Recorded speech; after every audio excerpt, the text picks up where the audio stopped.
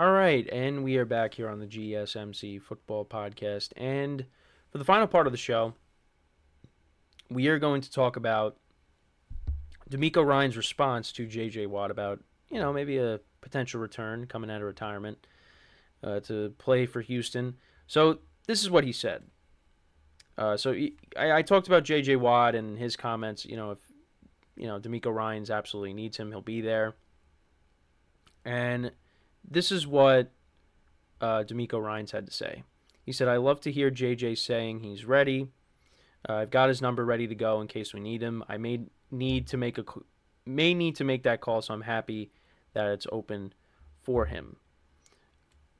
Yeah, he said, I guess jokingly, "I need him now.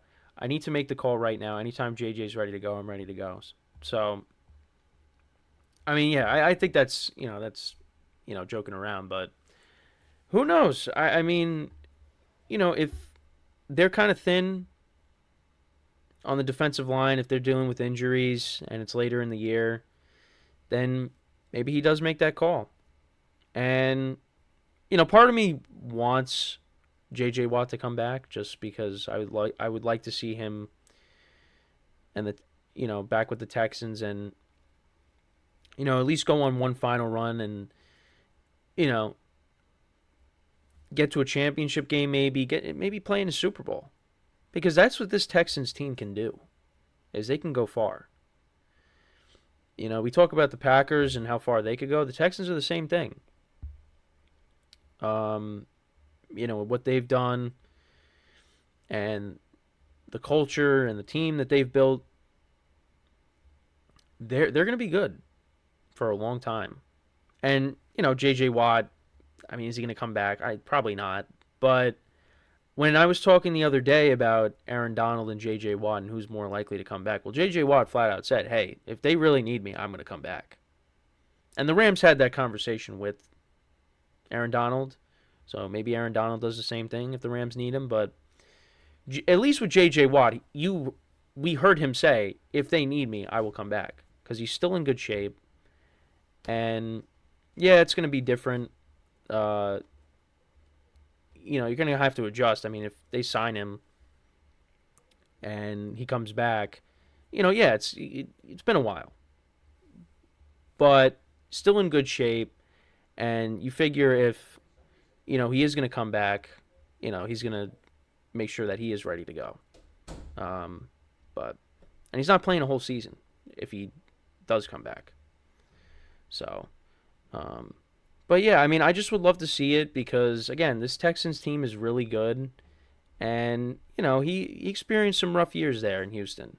And, they went through different quarterbacks. They gave Brock Osweiler a big contract. And then, you thought it was going to be Deshaun Watson. And then just that whole thing just, got derailed with, stuff that happened off the field.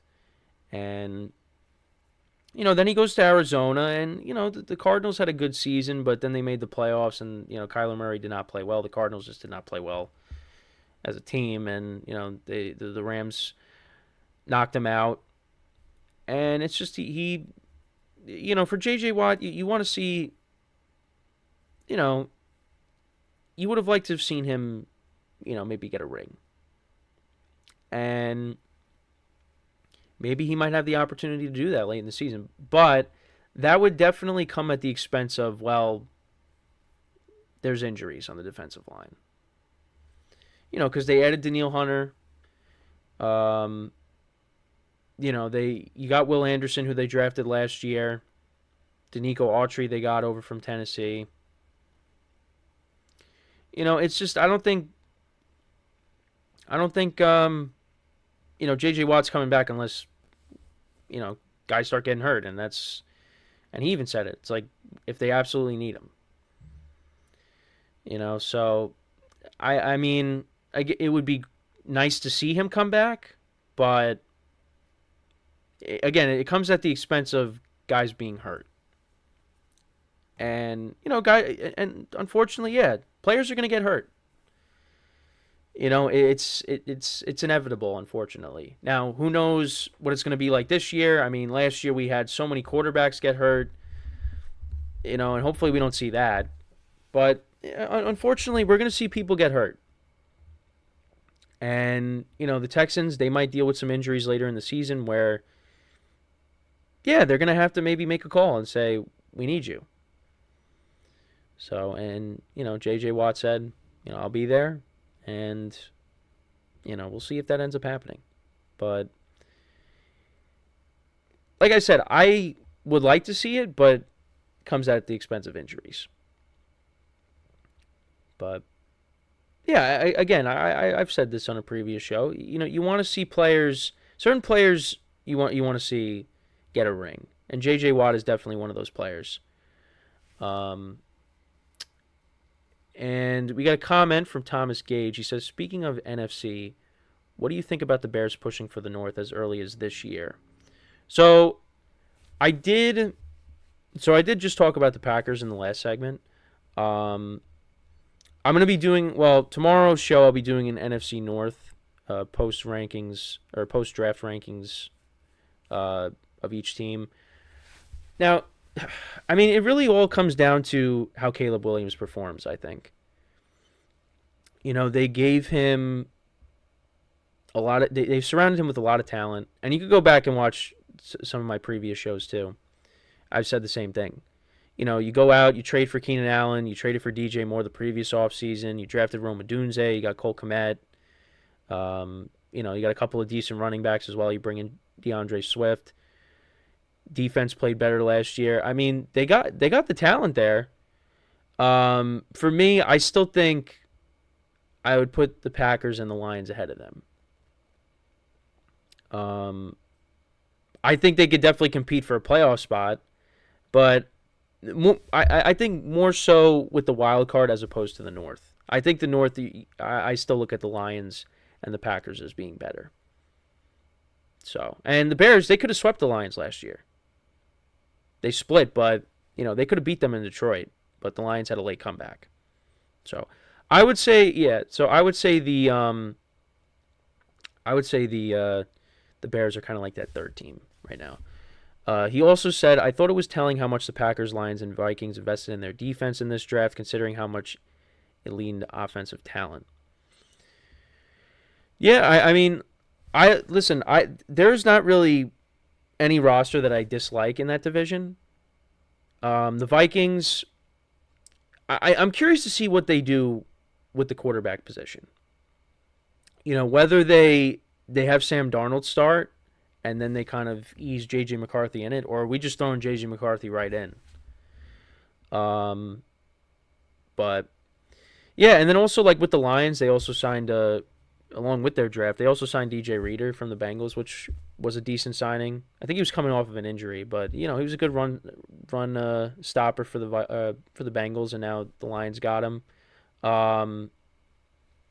Yeah, and then I talked about the Packers draft class too. They drafted a safety from Georgia. Safety is kind of a position that they really needed to address.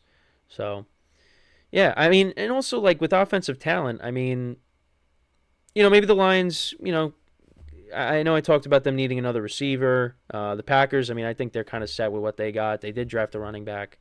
And the Vikings, I mean, yeah, you kind of need like that third weapon, which I think they did. Didn't they sign somebody recently? The Vikings? Because I know they lost Osborne, but I just want to look at their depth chart really quick. Oh, they got Brandon Powell. They got Trent Sherfield. But yeah, I mean, your top two weapons are Justin Jefferson, Jordan Addison, and then T.J. Hawkinson is, your number 3 basically. But he's their tight end, of course. So,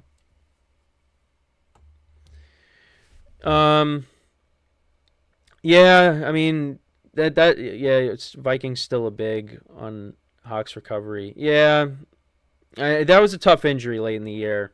So, I mean, we'll see how he bounces back from that. But I mean, when he's healthy, he's one of the best tight ends in the NFL. So, but yeah, he's kind of like the second or third option. But then they also got Aaron Jones too. So I mean, and especially with if JJ McCarthy starts taking starts playing in games, I mean you're gonna have to lean on Aaron Jones, take some pressure off of him.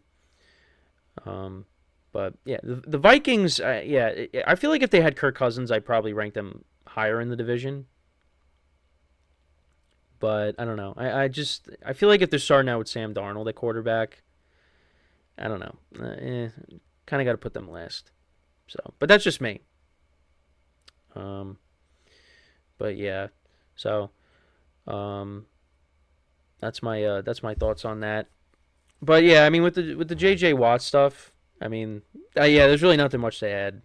I really hope he comes back, but maybe he comes back later in the year. Maybe they just add him for depth. Depth though. Maybe he comes back. He's a depth signing, and he comes in as like a rotational player.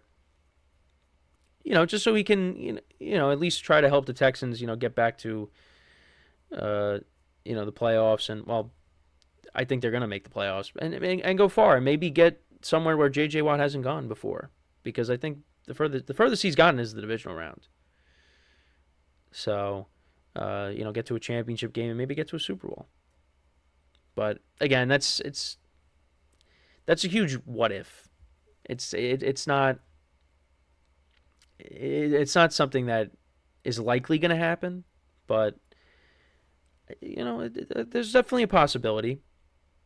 And then Thomas says again, if Houston had their first round draft pick this year, who do you think they would have taken? I gotta go back and look, cause where were they picking?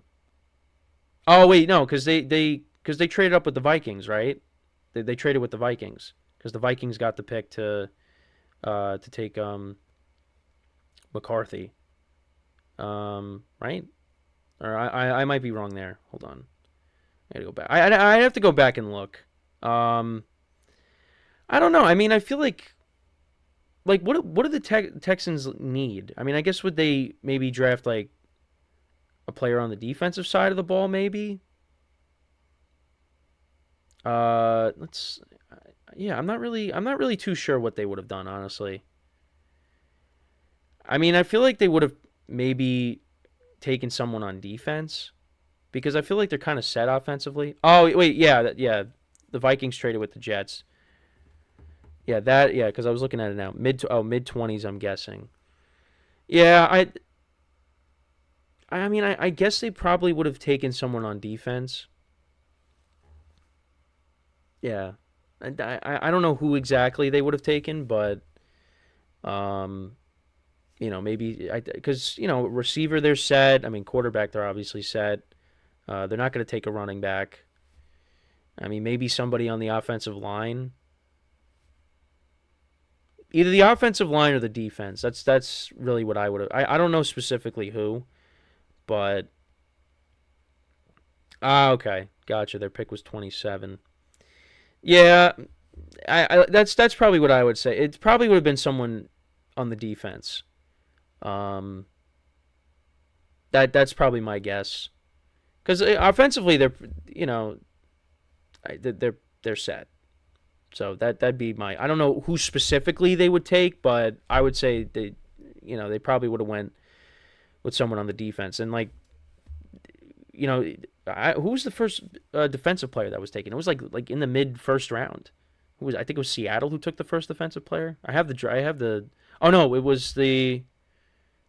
No, it was the Colts. It was the Colts at 15. The Seahawks took the defensive tackle Brian Murphy the second from Texas, the next pick. But yeah, it was Leatu Latu from UCLA. He was the first pick, first defensive player taken off the board, and that was at 15. So he says Nate Wiggins would have been a nice fit, but of course he falls to the Ravens. They can't keep getting away with this. Well, I mean, look, the Ravens. I mean, you should be saying that about the Chiefs because the Chiefs have won the last two Super Bowls. The Ravens, kind of came up short again. But yeah, good good comments from Thomas. Appreciate the interaction in the chat. But we are going to we're going to wrap this show up here. So Thomas, thank you for the comments. Appreciate it. Make sure to tune in tomorrow, 10:30 a.m. Eastern Time. Ask us some more comments. My show is every Monday through Friday, 10:30 a.m. Eastern Time. So make sure to tune in tomorrow. And yeah, so that is all the time that we have for today. Again, thank you guys for tuning in. Make sure to check out our other shows as well with everything else that's going on in the sports world. Make sure to tune into those. And yeah, so until then, I'm your host, Kenneth Grunfelder, signing off from the GSMC Football Podcast, brought to you by the GSMC Sports Network. Have a good day, and I will talk to you guys tomorrow. Take care.